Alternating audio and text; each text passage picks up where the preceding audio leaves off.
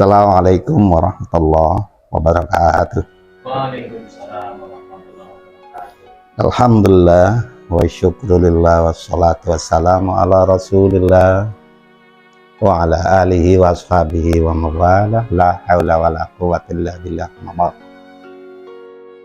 Saudara-saudara yang terhormat, untuk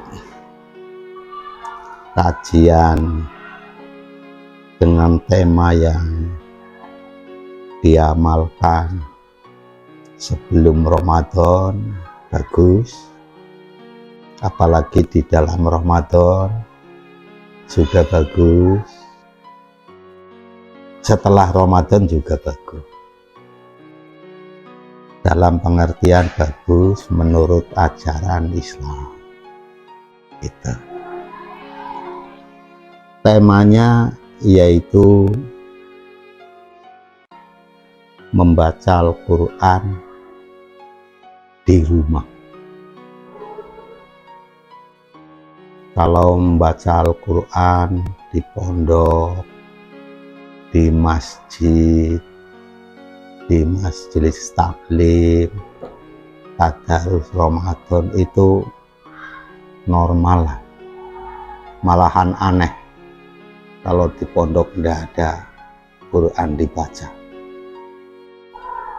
Di bulan Ramadan tidak ada tadarus Quran. Tapi yang saya maksudkan ini membaca Al-Quran di rumah. Ajaran Islam bagaimana mengenai hal ini, membaca Al-Quran di rumah. Saudara-saudara, ada doa, Allahumma ja'al baiti jannati, ya Allah jadikanlah rumahku sorgaku. Ini insya Allah akan terkabul jika di rumah itu dibacakan Al-Quran. Tetapi bukan membaca Al-Quran karena insiden, seperti karena kematian dibaca Al-Quran. Bukan itu yang saya maksud di tema ini. Membaca Al-Quran di rumah supaya doa itu terkabul. Jadikanlah Allah rumahku sorgaku, ya gitu. Nah, inilah temanya. Ada 4 poin penting yang diajarkan oleh Rasul kepada sahabatnya Abu Hurairah, diriwayatkan oleh Imam Hadis Ad-Darimi.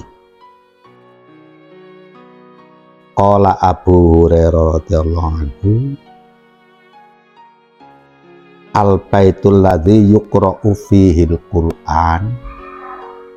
Abu Hurairah berkata, rumah yang di dalamnya dibaca Al-Quran, yang pertama, yuwassa'u li ahlihi,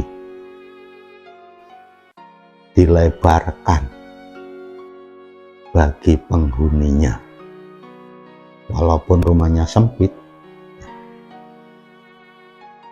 Wa tahduruhul malaikah, dihadiri oleh para malaikat. Wa tahjuruhus syayatin, malaikat pada hijrah dari rumah itu. Kemudian yuksaru khairuhu, diperbanyak kebaikannya. Ada 4 itu ya. 1, rumahnya terasa lebar, walaupun nyatanya rumahnya kecil. Dihadiri malaikat membawa ilham. Setan-setan pergi dari rumah itu. Dan yang terakhir, diperbanyak kebaikannya. Umum ini. Kemudian yang sebaliknya, wal baitul ladzi la yuqra'u fihil Qur'an. Rumah yang tidak dibaca di rumah itu Al-Qur'an. Seperti apa rumah itu? Yudayyaku bi ahlihi, sempit rumah itu bagi penghuninya. Walaupun rumahnya sangat luas, kaligrafinya malah mahal, tapi yang terdengar di rumah itu nyanyian-nyanyian yang bertentangan dengan rumah orang muslim. Terus yang kedua, tahjuruhul malaikah, malaikat pergi. Yang ketiga, patah duruhus syayati, yang hadir syaitan. Wa yuqillu khairuhu, sedikit kebaikannya. Ya karena rumahnya tidak pernah dibaca Quran, rasanya sempit penghuninya, terus setannya hadir, kemudian sedikit kebaikannya. Apa itu yang sedikit? Misalkan, ya kalau hujan tidak kebocoran karena rumahnya bagus. Kebaikan yang lain sangat sedikit gitu. Nah, saudara-saudara, baca Al-Quran itu, saya ulangi, tidak hanya di masjid, karena memang ada perintah dari Rasul, nawiru buyutakum bisolati wa qiraatil Qur'an. Cahayailah, terangilah rumah-rumahmu dengan sholat dan bacaan Quran. Sholatnya itu sholat sunnah. Bahkan kalau kalian yang pria baru jamaah di masjid, istrinya nunggu di rumah belum sholat, Anda pulang, bolehlah Anda berjamaah sholat fardu itu di rumah, supaya istri itu mendapat bagian pahala jamaah sholat. Jangan salah paham, rumah bagus, fisiknya masih, tapi tidak pernah dibacakan Al-Quran.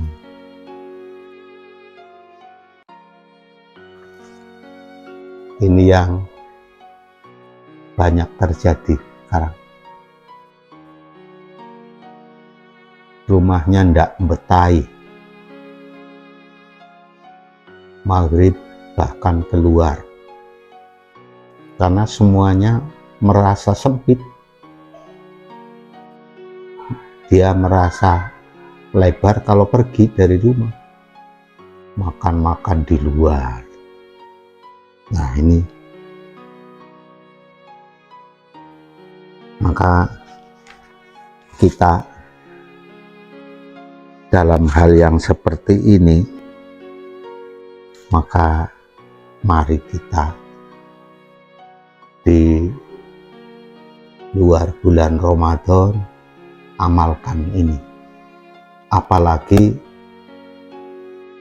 di dalam Ramadan. Bahkan setelah Ramadan selesai, jangan seolah-olah selesai Ramadan amalan-amalan ini tidak berguna lagi. Ini perlu kesadaran kita. Kalau kita tidak menyadari ini, bekal apa yang akan kita bawa selain dari tadarus Al-Quran yang memang itu kita jadikan pedoman dalam kehidupan sehari-hari. Sekarang banyak sekali modus-modus yang kelihatannya itu agama dan nyatanya modus. Dan ini kelihatannya kelompok-kelompok yang ada di dalam kegiatan agama sudah mulai banyak yang tertarik untuk berpikir bukan landasan agama. Saya tambahkan sedikit, di buku Pedoman Hidup Islami Warga Muhammadiyah. Saya harap di sini punya bukunya itu. Ada 4 kelompok isme yang sudah mulai dan kemungkinan ini yang akan subur. Pertama, pragmatisme. Pragmatisme ini kalau kasarnya menerjemahkan mencari hidup di Muhammadiyah. Padahal itu dulu dititipkan oleh pendirinya, jangan mencari-cari hidup di amal usaha Muhammadiyah. Yang kedua, sekularisme. Di amal usaha Muhammadiyah banyak kelompok pragmatisme yang sekularisme, tidak usahlah diatur-atur pakai agama. Kemudian materialisme, ya cuma materi itulah. Dan yang keempat, hedonisme, mencari yang enak. Ini seolah-olah kita tidak menyadari bahwa amal usaha di Muhammadiyah itu adalah dakwah terdepan dalam bentuk kehidupan bermasyarakat. Gitu.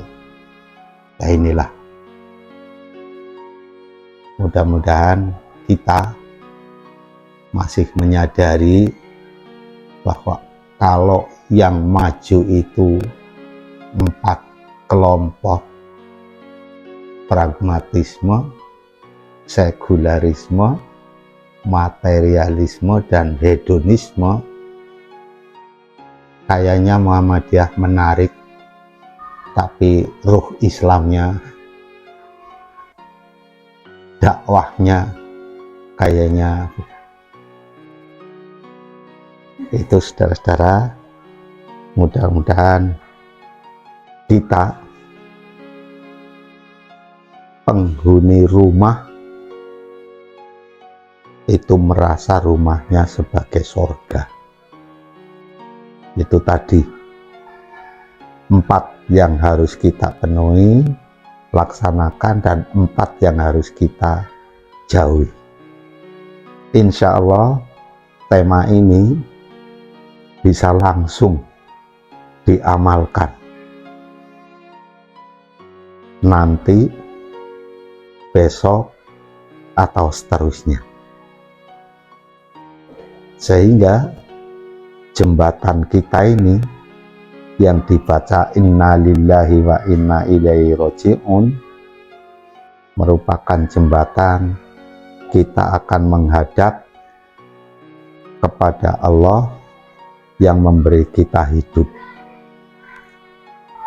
Itu saja, mudah-mudahan yang saya sampaikan ini bermanfaat dunia dan akhirat. Mari ditutup dengan hamdalah. Alhamdulillah rabbil alamin. Assalamualaikum warahmatullahi wabarakatuh. Waalaikumsalam.